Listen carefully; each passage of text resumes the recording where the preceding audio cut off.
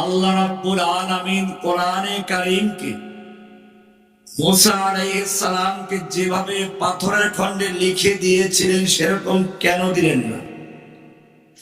কেন কাগজের টুকরায় বা চামড়ার টুকরায় লিখে দিলেন না? কেন কাঠের টুকরায় লিখে দিলেন না?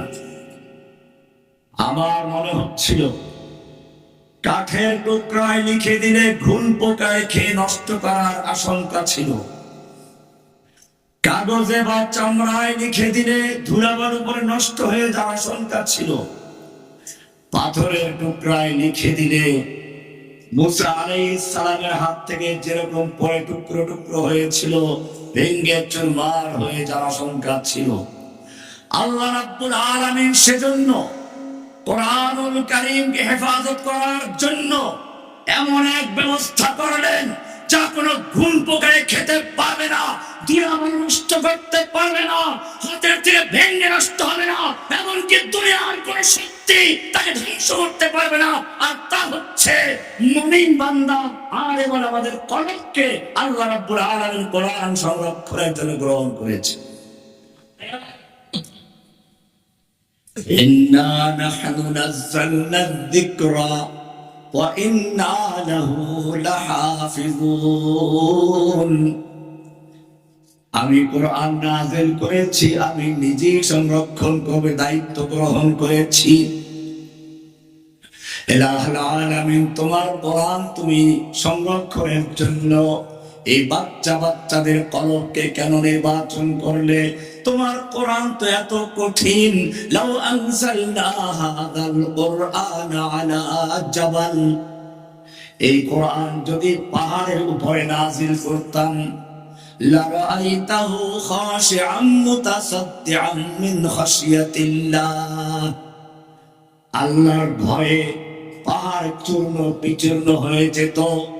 এত বড় মহান কোরআন, যেই কোরআনকে পাহাড়ের উপরে নাযিল করলে পাহাড় চূর্ণ বিচূর্ণ হয়ে যেত, যেই কোরআন সম্পর্কে আপনি নিজেই বলেছেন ইন্না সানুলকি আলাইকা কওলান সাকিলা, ভারী কোরআন নাযিল করতে যাচ্ছি। রব্বুল আলামিন এই ছোট ছোট বাচ্চারা, এই আলেমরা কি করে তাদের কলবের মধ্যে কোরআন সংরক্ষণ করবে? আমার কাছে মনে হচ্ছে সূর্যের আলো যেরকম ভাবে চাঁদের উপরে নিক্ষেপ করে ঠান্ডা করে তারপরে পৃথিবীতে প্রেরণ করে রাতে আমরা স্নিগ্ধ সুন্দর আলো পাই, ঠিক তেমনি ভাবে আল্লাহ রাব্বুল আলামিন কোরআনকে সর্বপ্রথম আমার নবীর কলবে নাযিল করে ঠান্ডা করে তারপরে আমাদের কলবে স্থানান্তর করেছে। কি সুন্দর হেফাজতের দায়িত্ব! নবীর কলবে কি করে এটাকে নাযিল করা হলো, সেটা কিভাবে বরদাস্ত করলো? আল্লাহ রাব্বুল আলামিন সে উত্তর দিয়ে দিয়েছেন, আলাম নাশরাহ লাকা সাদরাক, আমি আমার নবীর কলবকে সেই যোগ্য করে তৈরি করেছি। বারবার তার সিনাকে আমি চাক করেছি, পরিষ্কার করেছি। সিনাকে পরিষ্কার করে যেরকম ভাবে তোমাদের লোকেরা মহাশূন্যে যাত্রা করার জন্য অনেক আগের থেকে প্রস্তুতি গ্রহণ করে, আমি আমার নবীকেও কোরআন গ্রহণ করার জন্য, কোরআন তার কলবে নাযিল করার জন্য আমি তাকে তৈরি করেছি। তৈরি করে তার কলবকে পাহাড়ের চেয়েও শক্তিশালী করেছি। আর সেজন্য বলেছি ইন্না সানুলকি আলাইকা কওলান সাকিলা, ভারী কোরআন নাযিল করার জন্য আপনার কলবকে তার চেয়েও শক্তিশালী, তার চেয়েও ভারী করে নাযিল করেছি। এজন্য ইমাম গাযযালী রাহমাতুল্লাহ আলাইহিকে কেউ প্রশ্ন করেছিল কোরআন সম্পর্কে কিছু বলুন। উনি বলেছিলেন ये छोटा भी है, बड़ा भी है, मुश्किल भी है, आसान भी। কোরআন ছোট বড়, মুশকিল আবার আসান। লোকটা বলে এটা কেমন কথা, সব বিপরীত কথা, ছোট হলে বড় হবে না, বড় হলে ছোট হবে না। আপনি বলেন ছোট আবার বড়, আবার মুশকিল হলে আসান হবে না, আসান হলে মুশকিল হবে না। উত্তর দিলেন কোরআন ছোট, এত ছোট 7 বছরের বাচ্চা থেকে শুরু করে 12 বছরের বাচ্চার ক্ষুদ্র কলমের মধ্যে গোটা কোরআনকে আল্লাহ রাব্বুল আলামিন ঢুকিয়ে দেন। এত বড় এই কোরআনকে ধ্বংস করার জন্য দুনিয়ার কোন শক্তি যত চেষ্টা করেছে ধ্বংস করতে পারে নাই। সহজ এত বাচ্চা পর্যন্ত এটাকে মুখস্থ করে ওয়ালাকাদ ইয়াসসারনাল কোরআন লিযিকর। কঠিন, এত কঠিন। একটা মানুষের জন্ম থেকে মৃত্যু পর্যন্ত, সাহাবায়ে কেরামদের যুগ থেকে বর্তমান যুগ পর্যন্ত কোরআনের গবেষণা চলতে রয়েছে। যত গবেষণা চলে তত কোরআনের নতুনত্ব, কোরআনের ফাসাহাত, কোরআনের বিজ্ঞান, কোরআনের তথ্য নতুন করে আবিষ্কার হতেই চলেছে। এই জন্য কোরআন আল্লাহ সুবহানাহু ওয়া তাআলা সংরক্ষণ করার জন্য এমন কোন পন্থা অবলম্বন করেন নাই যাতে পোপদের মতো কোন বিশেষ গোষ্ঠী কোরআনকে কুক্ষিগত করে সাধারণ মানুষকে ধরা ছোঁয়ার বাইরে রেখে দেয়।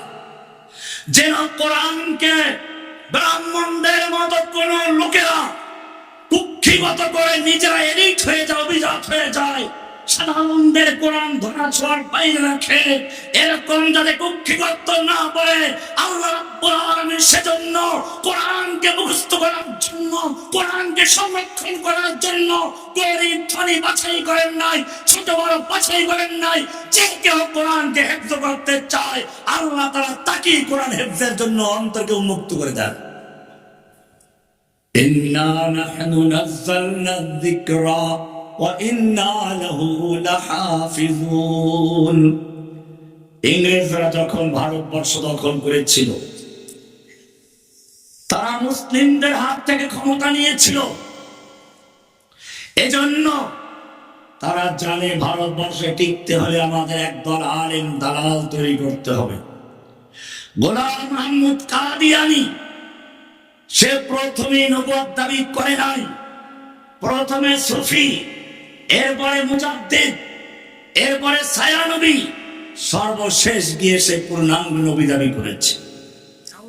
ইংরেজদেরকে তথ্য দিল, যদি ভারতবর্ষে তোমরা টিকতে চাও, ক্ষমতা স্থায়ী করতে চাও, তোমাদের একমাত্র শত্রু, শুধুমাত্র শত্রু হচ্ছে মুসলিম জাতি। আর এই মুসলিম উম্মাহকে ততক্ষণ পর্যন্ত ধ্বংস করতে পারবে না যতক্ষণ পর্যন্ত তাদের মধ্যে কোরআন থাকবে। এই কোরআনকে ধ্বংস করতে হবে, আলেম ওলামাদেরকে ধ্বংস করতে হবে, মাদ্রাসা মসজিদ বন্ধ করতে হবে, তবেই কেবলমাত্র তোমরা ভারতবর্ষে স্থির হতে পারবে। ইতিহাস সাক্ষী ডক্টর টামসন একজন ইংরেজ দার্শনিক এবং ইতিহাসিক, তিনি লিখেছেন এরপর থেকে শুরু হলো ওলামায়ে কেরামদের হত্যা করা, ওলামায়ে কেরামদেরকে জীবন্ত অবস্থায় শুকুরের চামড়ার ভিতরে ঢুকিয়ে ঘোড়ার সঙ্গে পেছনে দৌড়ানো হয়েছে। ফাইবার থেকে চাঁদনী চক পর্যন্ত দিল্লির ট্রাঙ্ক রোডের রাস্তার দুপাশে এমন কোন বৃক্ষ ছিল না যে প্রত্যেকটা ডালে ডালে একজন আলেমকে ফাঁসিতে ঝুলানো না হয়েছিল। 3 লক্ষ কোরআনে কারীমকে একাত্তর করে প্রতিদিন দিল্লি শাহী মসজিদের সামনে আগুনে পোড়ানো হয়েছে।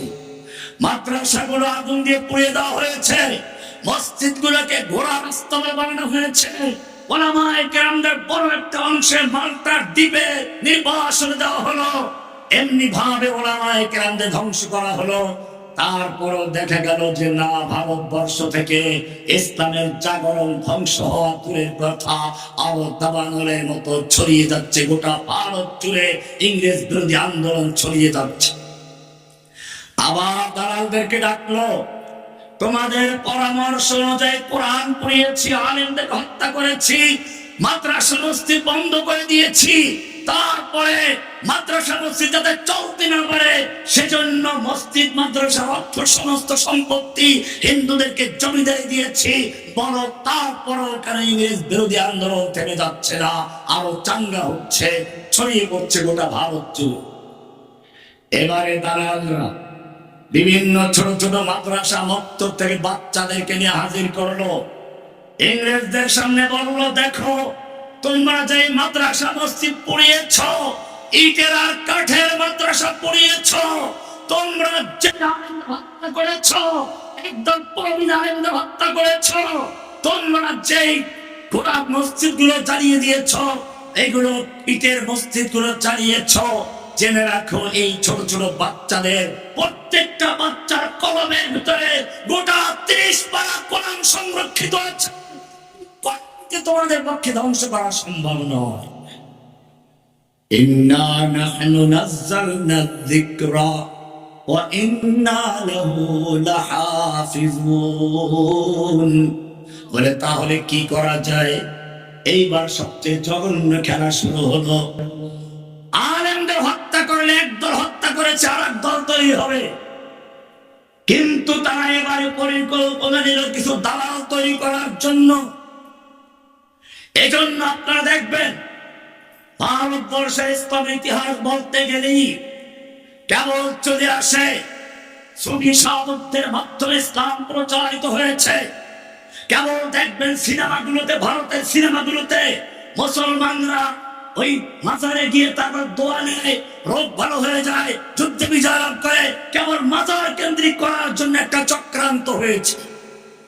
এর কারণ হচ্ছে এই মাজার পন্থী, বাউল পন্থী আর এইরকম ভাবে যারা মূর্তি পূজার পরিবর্তে হিন্দুরা যেমন মাটির উপরে রেখে মূর্তি পূজা করে, ওরা ওদের ধর্মের আল্লাহর ওলি যারা, ওদের ভাষায় যারা ওদের ধর্মের আল্লাহওয়ালা পীর বুজুর্গ যারা, এদের মারা গেলে পরে মূর্তি বানিয়ে তারপরে সেই মূর্তিকে শাড়ি পরায়, কাপড় পরায়, টাকা দেয়, পয়সা দেয়, খাওয়ান দেয়। এমনি ভাবে মুসলিমদেরকে শেখানো হলো তোমরাও তোমাদের ওলি বুজুর্গদেরকে মূর্তি তো তোমরা তৈরি করতে পারবে না, কারণ সরাসরি কোরআনের বিরুদ্ধে করা হচ্ছে। সেজন্য তোমাদের একটা কৌশল শিখিয়ে দেয়। আমরা যেরকম ভাবে আমাদের আল্লাহ ওলিদেরকে, পীর বুজুর্গদেরকে মাটির উপরে মূর্তি রেখে তারপরে পূজা করি, ঠিক তোমরাও তোমাদের পীর বুজুর্গের মাঝখানে মাটির নিচে রেখে মাজার বানিয়ে তারপরে আমরা যেরকম মূর্তিকে কাপড় পরাই, তোমরা মাজারকে চালা পরাও। আমরা যখন মূর্তির সামনে সেজদা করি, তোমরা মাজারে গিয়ে সেজদা করো। আমরা মূর্তির নামে মান্যত করি, তোমরা মাজারের নামে মান্যত করো। আমরা মূর্তির নামে পশু জবাই করি, তোমরা মাজারের নামে পশু জবাই করো। আমরা মূর্তিকে টাকা পয়সা দেয়, খাওয়ান দেয়, তোমরা ওদেরকে খাওয়ান দাও। তাহলে আর তোমাদের মধ্যে আমাদের মধ্যে কোনো ভেদাভেদ থাকবে না। এই জন্য কোরআনের একটা আয়াত আমার কাছে খুবই চমৎকার মনে হয়। কেন আল্লাহ এটা বললেন? কি সুন্দর আয়াত! কোরআন আল্লাহর কালাম। কোরআন কার কালাম? কালাম মানে কথা বাণী। কোরআন আল্লাহর কালাম, সরাসরি আল্লাহ মানুষের সঙ্গে কথা বলেন। যখন আল্লাহ কোরআনে বলেন ইয়া আইয়ুহান নাস, তার মানে হচ্ছে তুমি হিন্দু হও, বৌদ্ধ হও, খ্রিস্টান হও, মুসলিম হও, যেই হও না কেন, তোমার সঙ্গে সরাসরি আল্লাহ কথা বলছে। কোরআন যখন বলে ইয়া আইয়ুহাল্লাযীনা আমানু, তার মানে হচ্ছে হে ঈমানদারগণ। এবারে শুধু ঈমানদারদের সঙ্গে আল্লাহ সরাসরি কথা বলছে। আমি আমার জীবনের একটা অত্যন্ত গুরুত্বপূর্ণ কথা আমি বলছি। জেলখানায় আমাকে রাখা হয়েছিল প্রথম কয়েক বছর এমন এক জায়গায়, সামনে একটা 6 তলা বিল্ডিং সম্পূর্ণ খালি, শতাব্দী বিল্ডিং, পিছনে আর একটা সৈকত 6 তলা বিল্ডিং খালি, মাঝখানে একটা বিল্ডিং শৈবাল, এটা 4 তলার ব্যাক সাইডে আমাকে রাখা হলো। সামনের দিকে খালি, পিছনে খালি, ডানে দেওয়াল, বামে দেওয়াল, এমন এক জায়গায় রাখা হলো। আমার রুমের সামনে বিশাল একটা মৌচাক এসে বাসা বাঁধলো, হাজার হাজার কবুতর আমার আশপাশে থাকে। এমন এক জায়গায় রাখা হলো যেন কারোর সঙ্গে কথা বলা না যায়। আমার তখন মনে পড়লো আমাদের ইমাম আহমদ ইবনে হাম্বল রাহমাতুল্লাহি আলাইহি কারাগার থেকে ঘোষণা করেছিলেন আল কোরআনু কালামুল্লাহ, কোরআন হচ্ছে আল্লাহর কথা। আমি বললাম বাহ, পেয়ে গেছি, মানুষের সঙ্গে আমাকে কথা বলতে দেওয়া হবে না। প্রয়োজন নাই জেলখানার চোর বাটপারদের সঙ্গে কথা, যদি কথা বলতে হয় সমস্ত কথা বন্ধ করে দেওয়া হয়। আর আল্লাহর সঙ্গে কথা বলা বন্ধ করা যাবে না। আমি আল্লাহর সঙ্গে কথা বলার জন্য কোরআন হিফজ করা শুরু করে দিয়েছি।